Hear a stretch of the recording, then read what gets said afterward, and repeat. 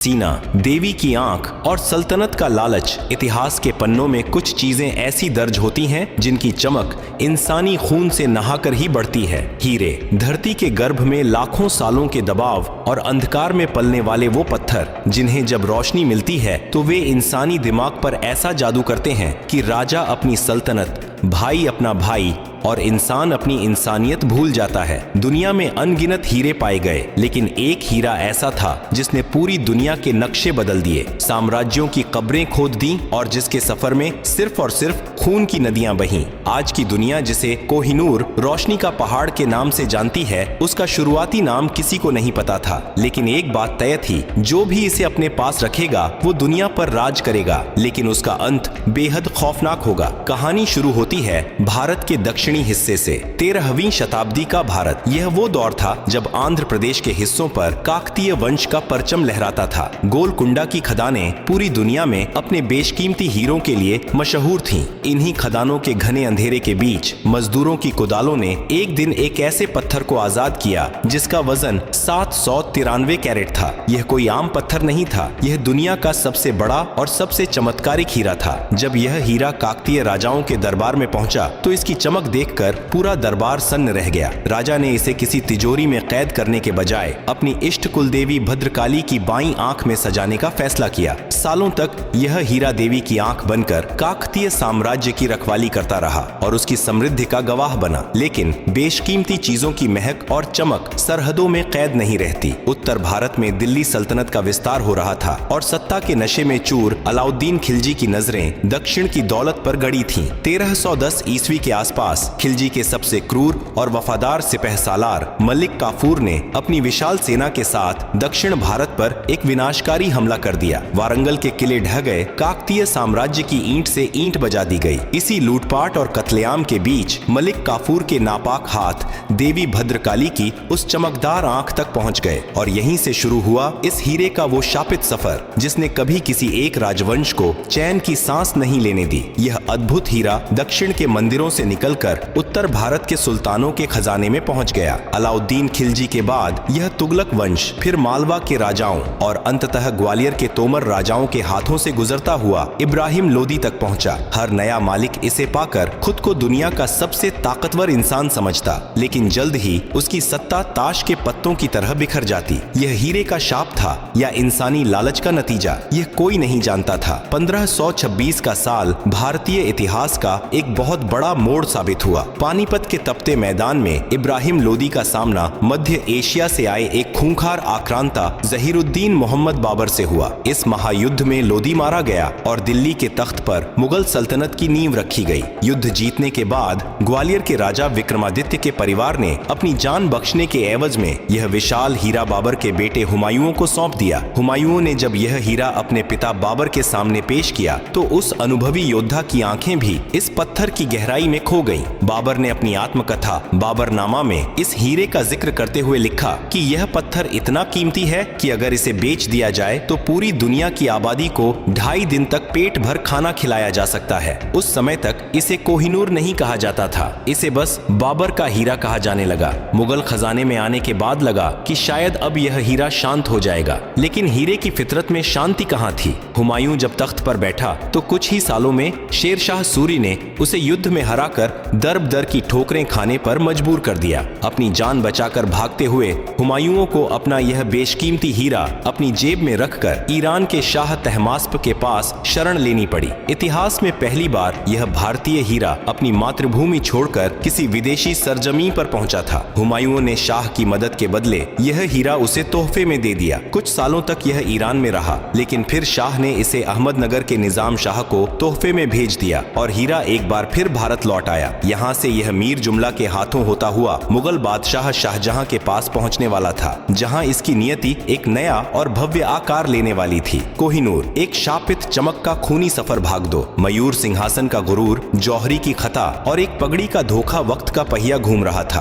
और उस बेनाम हीरे की इंसानी खून और तबाही की प्यास अभी बुझी नहीं थी। ईरान और अहमदनगर की खाक छानने के बाद साल 1656 में गोलकुंडा के वजीर मीर जुमला ने अपनी वफादारी साबित करने के लिए लिए यह चमत्कारिक पत्थर मुगल बादशाह शाहजहां के कदमों में रख दिया। शाहजहां, जो कला, सुंदरता और बेहिसाब दौलत का सबसे बड़ा आशिक था, इस हीरे को देखकर मानो सम्मोहित हो गया। बादशाह के मन में दुनिया की सबसे भव्य चीज बनाने का जुनून सवार हुआ। उसने हुक्म दिया एक ऐसे सिंहासन को बनाने का जिसकी मिसाल दुनिया में ना हो। तख्त-ए-ताऊस यानी मयूर सिंहासन। कहा जाता है कि इस तख्त को बनाने में ताजमहल से भी दोगुना खर्च आया था। शुद्ध सोने और दुनिया भर के बेशकीमती रत्नों से सजे इस सिंहासन के सबसे ऊपरी हिस्से पर 2 मोरों के बीच उस विशाल हीरे को जड़ा गया। शाहजहां जब इस तख्त पर बैठता तो उस हीरे की चमक पूरे दरबार को रोशन कर देती थी। मुगल साम्राज्य अपने चरम पर था, लेकिन कोई नहीं जानता था कि तख्त-ए-ताऊस पर बैठा बादशाह दरअसल एक शापित मौत को अपने सिर पर सजाए हुए था। हीरे का पुराना दस्तूर फिर जागा, जो मुझे सजेगा वो अपनों से ही ठगा जाएगा। कुछ ही सालों बाद शाहजहां के अपने ही सगे बेटे औरंगजेब ने सत्ता के लालच में बगावत कर दी। अपने भाइयों का कत्ल करने के बाद औरंगजेब ने बूढ़े शाहजहां को आगरा के किले में कैद कर दिया। जिस बादशाह ने दुनिया का सबसे कीमती तख्त बनवाया था, वो अपनी जिंदगी के आखिरी 8 साल एक काल कोठरी की सलाखों से ताजमहल को निहारते हुए तिल तिल कर मरा। तख्त-ए-ताऊस और वो बेनाम हीरा अब औरंगजेब के कब्जे में था। औरंगजेब को भव्यता से ज्यादा ताकत का शौक था। जब उसने उस हीरे को गौर से देखा तो उसे लगा कि इसकी चमक को और बढ़ाया जा सकता है। उसने वेनिस के एक मशहूर जौहरी होर्टेंसियो बोर्जिया को इस हीरे को तराशने का जिम्मा सौंपा, लेकिन यह उस जौहरी की जिंदगी की सबसे बड़ी भूल साबित हुई। बोर्जिया ने हीरे को तराशते समय एक भयानक गलती कर दी। जो हीरा कभी 793 कैरेट का हुआ करता था, वो टूटकर और कटकर महज 186 कैरेट का रह गया। जब औरंगजेब ने सिकुड़ चुके उस हीरे को देखा तो उसका गुस्सा 7वें आसमान पर पहुंच गया। उसने जौहरी को इनाम देने के बजाय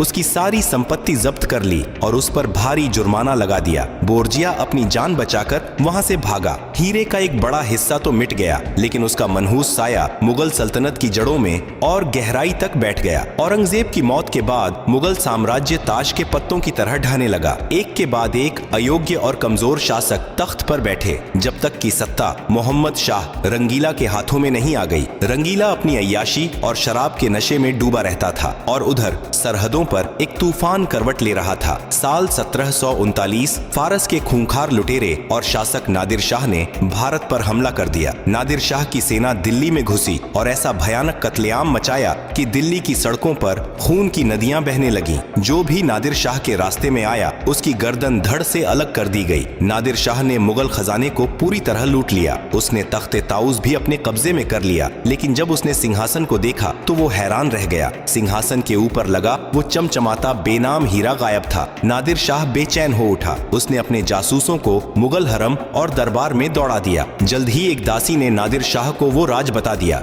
जिसकी उसे तलाश थी। दासी ने बताया कि मोहम्मद शाह रंगीला ने उस बेशकीमती हीरे को अपनी पगड़ी के अंदर छिपा रखा है और वो पगड़ी दिन रात उसके सिर पर ही रहती है। नादिर शाह एक बेहद चालाक लोमड़ी था। उसने ताकत के बजाय कूटनीति का सहारा लिया। उसने मोहम्मद शाह को एक शांति भोज पर बुलाया। जब दोनों आमने सामने बैठे तो नादिर शाह ने मुस्कुराते हुए कहा, फारस में एक रस्म है, जब 2 राजा भाई बनते हैं तो वो अपनी पगड़ियां बदलते हैं। आज से हम भाई भाई हैं, तो क्यों ना यह रस्म अदा की जाए। मोहम्मद शाह रंगीला अंदर ही अंदर कांप उठा। उसे पता था कि वो नादिर शाह को मना नहीं कर सकता, वरना उसकी जान चली जाएगी। कांपते हाथों से रंगीला ने अपनी पगड़ी उतारी और नादिर शाह को दे दी। नादिर शाह ने जैसे ही उस पगड़ी को अपने हाथों में लेकर खोला, अंदर से वो भारी चमकदार पत्थर जमीन पर आ गिरा। फर्श पर गिरते ही उस पत्थर से ऐसी किरणें फूटीं जिसने नादिर शाह की आंखों को चौंधिया दिया। उस अपार चमक को देखकर नादिर शाह के मुंह से बेसाख्ता एक चीख निकली, कोहिनूर, जिसका फारसी में मतलब था रोशनी का पहाड़।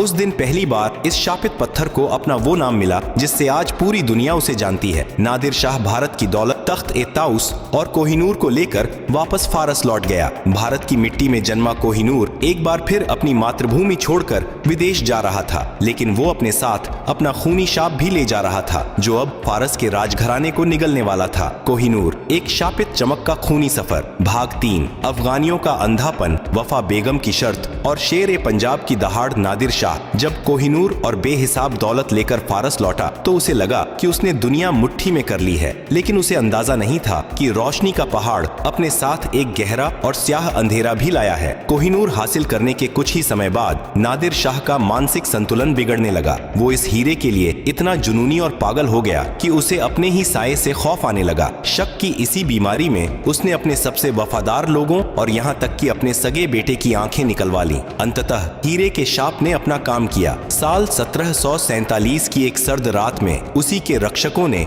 उसके तंबू में घुसकर नादिर शाह का बेरहमी से कत्ल कर दिया। फारस के सबसे खूंखार सुल्तान का अंत उसी के खून से सनी चादर पर हुआ। नादिर शाह की मौत के बाद मचे हाहाकार का फायदा उठाया उसके एक अफगान सेनापति अहमद शाह अब्दाली ने मुगल खजाने की बची खुची दौलत और कोहिनूर को उठाया और काबुल की तरफ भाग निकला। अब भारत की मिट्टी में जन्मा यह हीरा अफगानिस्तान के ऊबड़ खाबड़ बर्फीले पहाड़ों के बीच पहुंच चुका था। अब्दाली ने अफगानिस्तान में दुर्रानी साम्राज्य की नींव रखी, लेकिन इस हीरे की खूनी प्यास अभी बाकी थी। अब्दाली की मौत के बाद उसके वंशजों के बीच तख्त और इस चमत्कारिक पत्थर के लिए जो जंग छिड़ी उसने रूह कंपा दी। भाइयों ने भाइयों का कत्ल किया। महलों के तहखानों में चीखें गूंजने लगीं। शाह जमान और शाह महमूद जैसे राजाओं के बीच सत्ता का खूनी खेल चला। इसी खेल में एक दूसरे की आंखें गर्म सलाखों और खंजरों से फोड़ दी गईं। यह एक अजीब इत्तेफाक था कि रोशनी के पहाड़ के मालिक एक एक करके अंधे होते जा रहे थे। इस मारकाट के बीच कोहिनूर अंततः शाह शुजा दुर्रानी के हाथों में आ गया, लेकिन सत्ता का ताज शाह शुजा के सिर पर भी ज्यादा दिन नहीं टिका। विद्रोहियों ने उसे तख्त से उखाड़ फेंका और उसे अपनी बेगम वफा बेगम के साथ जान बचाकर भागना पड़ा। बदकिस्मती ने शाह शुजा का पीछा नहीं छोड़ा और उसे कश्मीर के गवर्नर ने बंदी बना लिया। तब अपने पति की जान बचाने के लिए वफा बेगम दर दर की ठोकरें खाती हुई एक ऐसे शक्तिशाली शासक के दरबार में पहुंची जिसकी तलवार की धमक से पूरा उत्तर भारत कांपता था। शेर ए पंजाब महाराजा रणजीत सिंह। वफा बेगम ने लाहौर के भव्य दरबार में महाराजा रणजीत सिंह के सामने एक ऐसा प्रस्ताव रखा जिसने इतिहास की धारा मोड़ दी। उसने कहा, अगर आप मेरे शौहर को कश्मीर की कैद से आजाद करा दें तो मैं आपको एक ऐसी चीज दूंगी जिसकी कीमत दुनिया की कोई दौलत नहीं चुका सकती। कोहिनूर। महाराजा रणजीत सिंह जो पहले ही एक विशाल और अजेय सिख साम्राज्य खड़े कर चुके थे, इस प्रस्ताव से बेहद आकर्षित हुए। उन्होंने बिना वक्त गंवाए अपनी सबसे खूंखार सिख फौज को कश्मीर की ओर रवाना किया। दुश्मनों को गाजर मूली की तरह काटते हुए सिख फौज ने शाह शुजा को आजाद करा लिया और उसे सुरक्षित लाहौर ले आए। लेकिन लाहौर पहुंचने के बाद शाह शुजा की नीयत बदल गई। वो कोहिनूर देने में आनाकानी करने लगा। कई दिनों तक वो बहाने बनाता रहा कि हीरा उसके पास नहीं है, लेकिन महाराजा रणजीत सिंह एक कच्चे खिलाड़ी नहीं थे। उन्होंने कूटनीतिक दबाव बनाया और शाह शुजा के महल के चारों ओर पहरा बिठा दिया। अंततः हार मानकर 1 जून 1813 को शाह शुजा को वो चमचमाता पत्थर महाराजा रणजीत सिंह के हवाले करना ही पड़ा। कहा जाता है कि जब महाराजा रणजीत सिंह ने वफा बेगम और शाह शुजा से इस हीरे की असल कीमत पूछी तो उनका जवाब रोंगटे खड़े कर देने वाला था। वफा बेगम ने कहा, महाराजा, अगर एक बेहद ताकतवर इंसान पूरी ताकत से 4 दिशाओं में एक एक पत्थर फेंके और एक पत्थर आसमान की तरफ उछाले, फिर उन पत्थरों से घिरे पूरे इलाके को शुद्ध सोने से भर दिया जाए, तो भी उस सोने की कीमत इस हीरे के बराबर नहीं होगी। इसकी असल कीमत सिर्फ एक है, ताकत। जो भी इसे हासिल करता है वो अपनी तलवार के दम पर ही करता है। 74 सालों के लंबे, खौफनाक और खूनी वनवास के बाद कोहिनूर एक बार फिर अपनी जन्मभूमि भारत में लौट आया था। महाराजा रणजीत सिंह ने इसे एक बाजूबंद में जड़वाया। जब शेर ए पंजाब अपने सजे हुए घोड़े पर सवार होकर लाहौर की सड़कों से निकलते तो सूर्य की किरणें इस विशाल हीरे से टकराकर पूरे साम्राज्य में सिख हुकूमत का प्रताप बिखेर देती थीं। सिख साम्राज्य अपनी ताकत के चरम पर था और कोहिनूर पंजाब की शान बन चुका था। लेकिन कोई नहीं जानता था कि जिस मनहूस हीरे ने काकतीय, खिलजी, मुगल, फारसी और अफगान साम्राज्यों को खाक में मिला दिया था, वो अब सिख साम्राज्य की दहलीज पर भी अपनी मौत की बिसात बिछा चुका था। रणजीत सिंह की आंखें भी इस बात से अनजान थीं कि उनकी मौत के बाद लाहौर का तख्त खून से नहाने वाला था और यह हीरा भारत के हाथों से हमेशा के लिए फिसलकर 7 समंदर पार एक रानी के ताज में कैद होने वाला था। कोहिनूर, एक शापित चमक का खूनी सफर। भाग 4, शेर की मौत, फिरंगियों की चाल और एक खूनी ताज की आखिरी मंजिल वक्त का पहिया एक बार फिर घूम रहा था और कोहिनूर की खूनी प्यास फिर से जाग उठी थी। साल 1839 शेर ए पंजाब महाराजा रणजीत सिंह जिंदगी और मौत के बीच झूल रहे थे। लकवे के कारण उनका शरीर निढाल हो चुका था, लेकिन उनका दिमाग अब भी तेज था। शायद अपने आखिरी दिनों में उन्हें इस हीरे के उस खौफनाक शाप का एहसास हो गया था जिसने सदियों से बड़े बड़े साम्राज्यों को निगला था। अपनी मौत से ठीक पहले उन्होंने इशारों में अपने मंत्रियों को आदेश दिया कि इस मनहूस और बेशकीमती हीरे को पुरी के जगन्नाथ मंदिर में दान कर दिया जाए। अगर ऐसा हो जाता तो शायद कोहिनूर का शाप टूट जाता और वो हमेशा के लिए भारत की माटी का होकर रह जाता। लेकिन लालच ने मंत्रियों की आंखों पर पर्दा डाल रखा था। उन्होंने यह कहकर इस आदेश को टाल दिया कि कोहिनूर पंजाब की शान है और इसे कहीं नहीं भेजा जाएगा। 27 जून 1839 को महाराजा रणजीत सिंह ने अपनी आखिरी सांस ली और इसी के साथ कोहिनूर का सोया हुआ शाप एक खूंखार आंधी बनकर सिख साम्राज्य पर टूट पड़ा। रणजीत सिंह की आंख मूंदते ही लाहौर का वो अजेय दरबार साजिशों और कत्लेआम का अखाड़ा बन गया। अगले ही 4 सालों के भीतर उनके एक के बाद एक कई उत्तराधिकारियों को जहर देकर या खंजरों से गोद कर मार डाला गया। खड़क सिंह से लेकर नौनिहाल सिंह तक जो भी तख्त पर बैठा उसे मौत ने अपने गले लगा लिया। अपनों के ही खून से